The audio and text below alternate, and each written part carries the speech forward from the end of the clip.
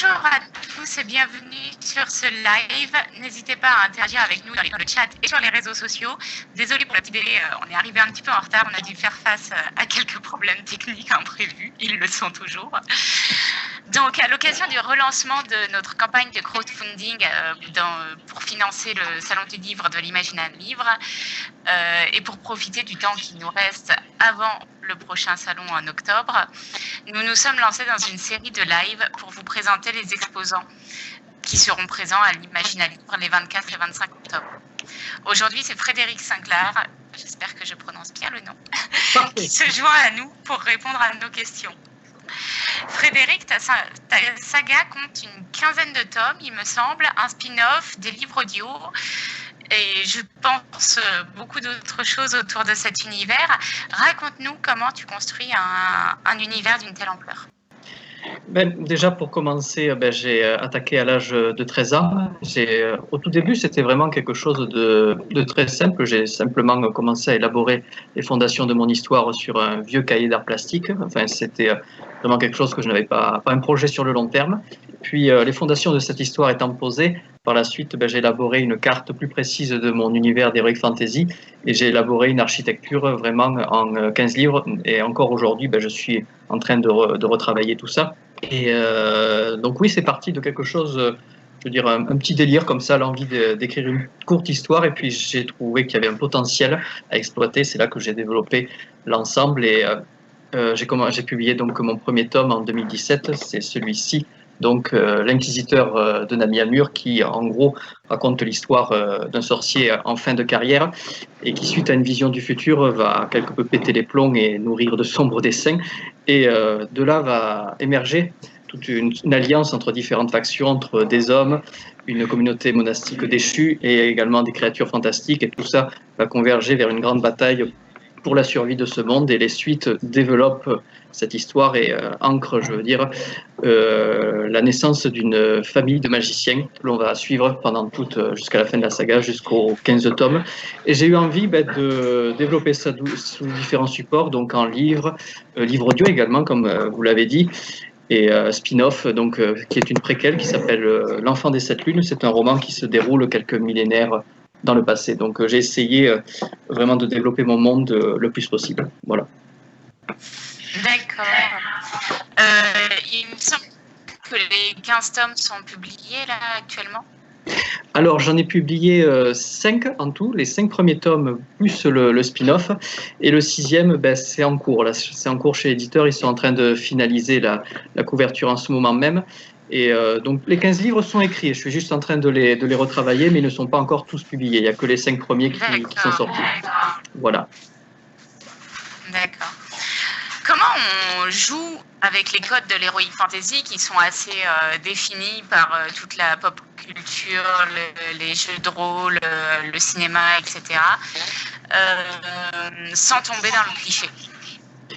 Alors c'est vrai que il y a toutes sortes de clichés auxquels il est facile de tomber. Donc, j'essaye de m'inspirer beaucoup, un petit peu, donc certes des œuvres d'Heroic Fantasy, donc par exemple Tolkien ou J.R.R. Martin, de C.S. Lewis aussi qui avait rédigé les chroniques de Narnia, mais j'essaie d'insuffler un certain réalisme dans mon univers, dans le sens où je m'inspire beaucoup de mes expériences personnelles, parfois professionnelles, enfin de tout ce que j'ai vécu pour essayer d'insérer du réalisme dans mes personnages. Je veux dire, personne n'est véritablement bon ni véritablement mauvais dans mon univers, c'est toujours à double tranchant, ce qui crée justement du suspense et un caractère, je pense, assez imprévisible. Enfin, les lecteurs qui ont lu mon premier tome m'ont dit que justement on y croyait parce qu'il y avait ce caractère d'imprévisibilité. Donc c'est vrai que je m'inspire de diverses sources, mais j'essaie d'ancrer tout ça dans le plus possible dans le réel, du fait qu'on puisse vraiment y croire.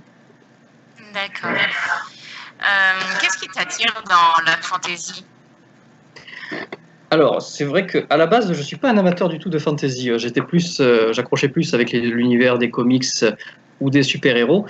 Et c'est avec Le Seigneur des Anneaux, la trilogie de Peter Jackson, que je me suis plongé dedans. Et c'est vrai que j'ai découvert un tout autre univers. C'était je veux dire, une évasion complètement différente des comics. On pouvait découvrir tout un univers avec différentes contrées, différentes cultures, et ça me permettait, moi, je trouvais, de me sortir un peu de mon quotidien. Quand j'étais adolescent, voilà, j'avais besoin parfois un petit peu de me sortir un peu de ma bulle et tout ça, et c'est vrai que me plonger dans ces univers, ça m'inspirait tout simplement. Et quand j'écris, c'est le cas, puisque je n'ai pas l'impression d'écrire sur mon univers, j'ai l'impression d'y vivre presque. Les contrées de mon monde, c'est comme si je les traversais. C'est pour ça que j'ai fait notamment toutes sortes de cartes. Et pour moi, disons que je vois pas ça comme un univers fantastique. C'est presque comme si je mettais un casque sur la tête et que je me plongeais dedans. Et j'y trouve une source, oui, vraiment à ce point. Hein. Quand j'écris, même, c'est presque comme si je visualisais un film, je le vois, je ressens des trucs, les odeurs et tout ça, c'est très, très sensoriel chez moi, l'écriture, et j'y apporte beaucoup d'importance.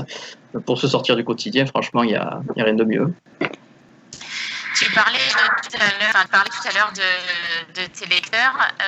Est-ce que c'est difficile de trouver un public dans l'édition? C'est délicat puisque voilà, je suis un auteur amateur, on va dire. J'ai commencé à publier qu'il y a 3 ans, et qui plus est, mes ouvrages donc disponibles chez Livres, la Fnac ou Amazon ne sont disponibles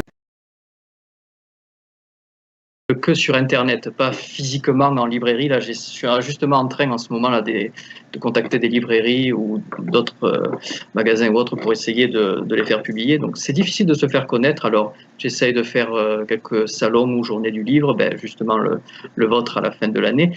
L'année dernière, j'ai fait le Toulouse Game Show par des expositions et d'autres aussi événements.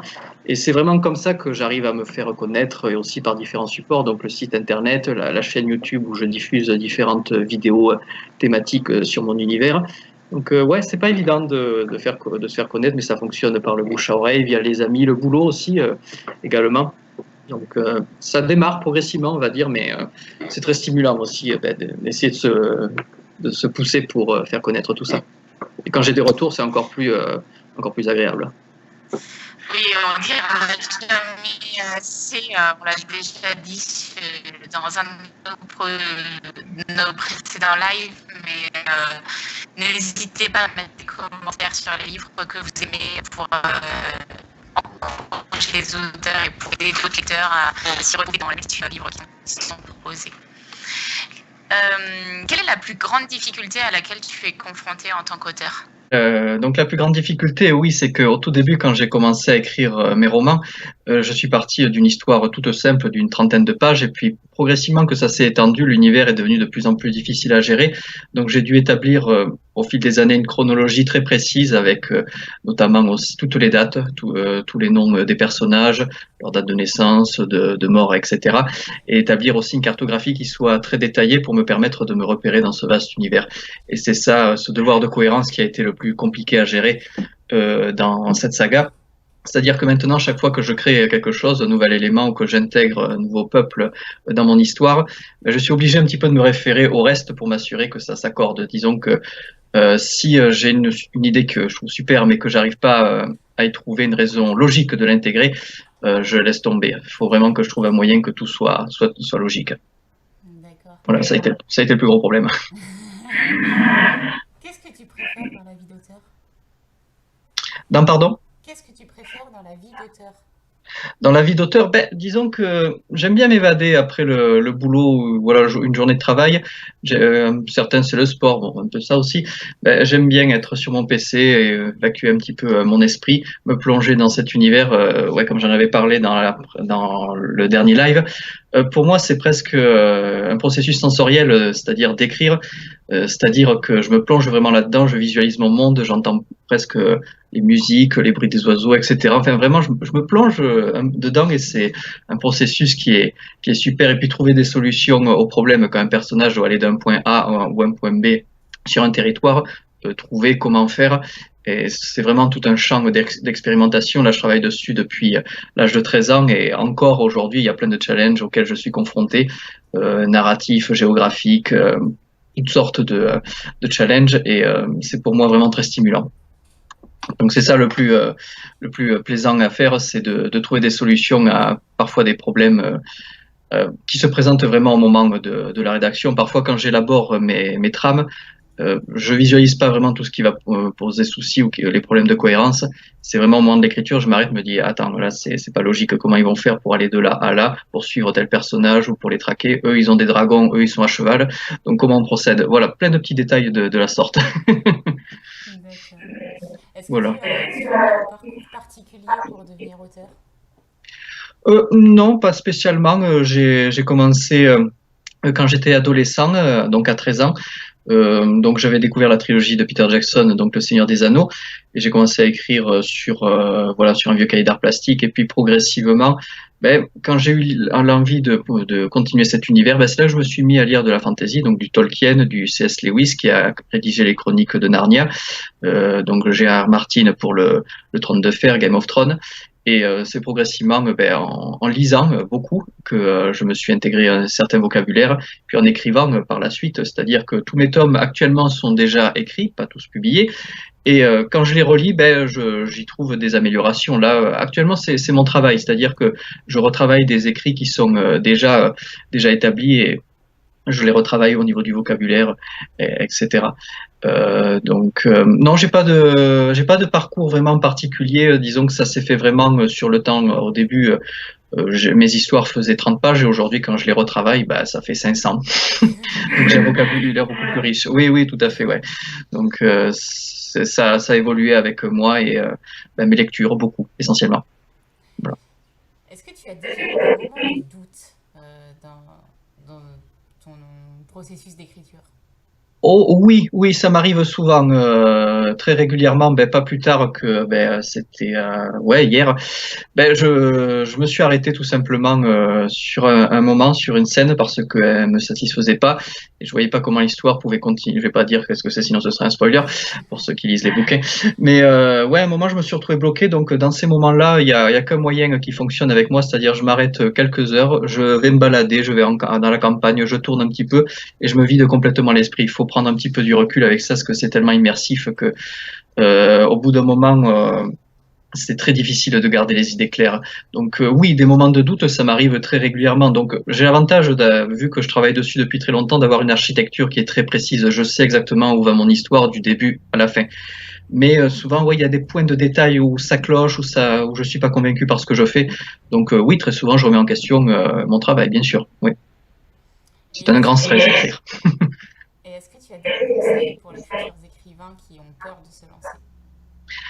Bon, le premier conseil que je dirais, ce serait déjà de présenter à un éditeur donc un travail déjà qui est bien finalisé. C'est-à-dire que ces romans, je me serais jamais amusé à les publier si je n'étais pas sûr de ma matière. C'est-à-dire que à la base, j'avais pas du tout prévu de les publier. Et c'est un ami ben, qui est tombé dessus comme ça un peu par hasard là, en venant chez moi. Il m'a dit qu'est-ce que c'est Fred et tout. Et puis il m'a encouragé à les publier. Mais je me sentais pas prêt. Donc je veux dire, comme pour tout travail, il faut avoir une ébauche montrable avant de la proposer à un éditeur, à mon sens. Donc, j'ai beaucoup retravaillé mon premier tome, donc L'Inquisiteur de Nami Amur, avant de le présenter à l'éditeur. C'était pas la version complètement finale, c'est-à-dire que pendant le processus d'édition par la suite, je l'ai continué à le retravailler avant que ce soit la version définitive. Mais comme pour toute chose, je veux dire, d'abord, commencez par élaborer une ébauche de votre récit, donc sous forme de résumé, puis développer tous vos personnages à côté pour savoir exactement qui ils sont, leur psychologie, etc. Lancez-vous dans la rédaction. Et une fois que vous aurez un texte vraiment pas quasiment achevé, mais qui est une ébauche vraiment assez bien déterminée, là, vous pourrez vous lancer, vous présenter à un éditeur. Donc, ce serait mon conseil. Puis, beaucoup lire également. Ça, je pense que c'est très important de avoir tout un tas de références. Regarder des films aussi, ça peut stimuler l'imaginaire. Et vraiment, parfois aussi le montrer à des proches, des amis ou des personnes complètement extérieures à tout ça. Ça peut aider à avoir des commentaires. Là, c'est ce que je fais pour l'un de mes futurs romans, qui est un roman noir qui a complètement rien à voir avec la saga de Nami Amur. Et ben, je dois le publier ben, juste après la publication de mon prochain bouquin. Donc, mais je suis pas sûr de tout, donc je le montre, et il va me donner son avis, et c'est à partir de là ben, que je vais peut-être apporter des améliorations.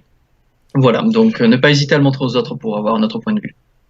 Est-ce que ça t'a beaucoup fait varier dans ton histoire ce recours à la bêta lecture sur Niam Yamur? Le, le recours de la lecture, est-ce que ça m'a aidé ouais, pour rédiger? C'est Oui. ça? Oui, oui, ah oui, oui, énormément, énormément, parce que j'ai beau écrire mes romans, au bout d'un moment, je trouve que ça se répète, disons, dans le style, et j'ai besoin un petit peu de changer un peu de registre, ou parfois d'une page à l'autre, je vais trouver que ça se répète. Donc parfois je m'arrête, j'essaye de trouver un truc tout con, hein. Je vais sur Google, j'essaye de chercher des synonymes, ou je parcours un petit peu sur d'autres livres pour essayer d'enrichir le vocabulaire. Donc les lectures, oui, ont un effet vraiment primordial pour la rédaction de mes ouvrages. Et là, notamment, je suis en train de lire un roman de Jacques Ravenne, donc qui est un auteur qui écrit des ouvrages très ésotériques, enfin avec un peu des nazis, des quêtes un peu à la Indiana Jones, ce qui a rien à voir avec ce que j'écris. Mais par contre, il a une façon d'écrire qui est très synthétique, justement, qui est très directe, avec un vocabulaire pourtant très riche, et ça m'aide tout simplement d'avoir ces lectures pour essayer de voir autre chose, tout simplement. D'accord. Et est-ce que tu nous présenterais ton personnage préféré dans toutes tes œuvres? Mon personnage préféré, alors bon, par instinct, je pourrais dire l'Inquisiteur, donc qui est le tout premier personnage que l'on découvre dans mon premier roman. Après, ben, il y en a un qui s'appelle Chigut, donc c'est un moine qui est dans l'Inquisiteur de Namur. Lui, il est dans le premier tome, un moine aveugle qui, comment dire, était toujours accompagné d'un aigle qui dispose de différents pouvoirs. Et en dépit de son handicap, le personnage envoie du pâté, hein, il botte des culs, on va dire, pour être voilà. Donc c'est un personnage généralement des retours que j'ai eu sur le premier tome qui est assez apprécié. Et je crois que c'est sûrement mon personnage préféré de toute la série. J'en ai d'autres qui viennent un peu plus tard, mais qui n'ont pas été encore introduits. Donc D'accord. pour l'instant, j'en parle pas trop. Ouais, Voilà. on va préserver le mystère. Voilà, préserver un peu le mystère. Les gens verront quand sera venu le bon moment. Voilà. Et puis ma dernière question, tu y as déjà plus ou moins répondu, c'était as-tu des projets à venir dans ta carrière au-delà du roman noir dont tu nous parlais? Alors oui, donc j'ai un plan qui va jusqu'à 2025, même voire 2026. Donc c'est terminer déjà ma saga d'Heroic Fantasy, donc la saga de Nami Amur. Donc avec il y a 15 livres en tout. Là j'en ai publié 5, le sixième il est en cours d'édition. Je suis en train de terminer la relecture, enfin de retravailler le 13e, et une fois que le 14 et 15 ce sera fini. Donc il y aura également un roman noir qui sera publié. Je suis aussi en train de travailler sur un roman post-apocalyptique aussi, dont l'intrigue est déjà bien charpentée. Ça se déroulera par contre dans notre monde, dans les années 7000 et des brouettes, et également il y aura un voyage dans l'espace. Et donc ce D'accord. sera l'adaptation d'un film amateur fantastique que j'ai réalisé il y a quelques années, qui m'a pris 3 ans, film de 4h30. Donc voilà, assez long. Donc j'ai passé 3 ans à faire ce long métrage là en amateur, et je l'ai revu dernièrement et je me suis dit, ça pourrait être pas mal de l'adapter en roman. Donc je suis en train de vraiment de le réanalyser pour adapter l'histoire, donc le scénario de ce film, et le mettre sur le papier en forme de roman, comme mon roman noir justement s'est tiré d'un de mes vieux films de jeunesse, qu'avant aussi je faisais des films amateurs. Voilà. Donc D'accord. j'ai plusieurs choses qui me viennent en tête. Il y a plein d'autres histoires aussi que j'adorerais rédiger. Peut-être quelque chose un peu tourné sur l'horreur ou un western. Enfin, en effet, j'ai plein d'autres idées vu que je suis en train de terminer la saga de Nami Amur, bien sûr, ouais. Je vais pas en rester là. Donc on va lire du Star pendant plusieurs années encore. Oh oui, oui, il y aura de la matière, oui, oui, tout à fait. Ceux qui me suivent vont avoir de quoi se repaître pour quelque temps, en effet. C'est sûr. D'accord. Je ne Voilà. sais pas s'il y a des questions dans le chat. Il y a deux questions dans le chat, me Ah souffle-t-il. ben, avec plaisir. Alors, la première est, est une question de Anne A.L. en 3 mots. Oui. As-tu des techniques pour te plonger dans ton univers et dans l'écriture, comme la méditation ou la musique? La méditation, non. La musique, oui, ça m'arrive. Comment dire? La musique, parfois, oui, ça m'arrive de me poser tout simplement avec mon téléphone, d'aller sur YouTube et écouter des bandes originales de films, ou tout type de musique, ça peut être du Goldman, du Sardou, n'importe quoi. Et parfois, oui, c'est vrai que la musique peut me donner des idées, ou même quand je marche tout simplement dans la rue ou que je suis dans le métro, parfois je lève les yeux vers un endroit et tout ça, et j'essaye d'imaginer des choses. Par exemple, je vais être dans une rue à Toulouse, je vais regarder un immeuble tout bête, je vais imaginer que c'est une tour et qu'un dragon est en train d'attaquer. Des choses un peu de ce genre. Ou je fonctionne aussi beaucoup à partir des rêves. Ça m'arrive souvent quand je m'endors de penser à tout ça et le matin de griffonner des choses qui m'ont traversé l'esprit. Après en technique, ouais, quand j'écris même, c'est presque comme comme si je regardais un film aussi. Donc quand le film voilà n'est pas totalement convaincant et tout ça, je me surpose et j'y reviens un peu plus tard. Donc beaucoup la musique en effet, ouais. La méditation parfois aussi quand je marche dans la rue, par exemple, je pense à autre chose, tout simplement. D'accord. Voilà. Merci. Et la deuxième question, c'est où trouves-tu ton inspiration? Tu y as un peu répondu dans tes techniques, mais Oui. y a-t-il d'autres inspirations? Alors, inspiration, donc beaucoup le cinéma, en effet, ma vie personnelle aussi, professionnelle. J'ai un personnage de livre qui est dans le deuxième tome, dans l'Ascension du Gardien. C'est tiré d'une de mes collègues de travail, avec qui j'étais à Balma il y a quelque temps dans le milieu bancaire. Donc ça vient de là. Et parfois, oui, ça vient tout simplement d'expériences ou de choses que vont me dire des amis.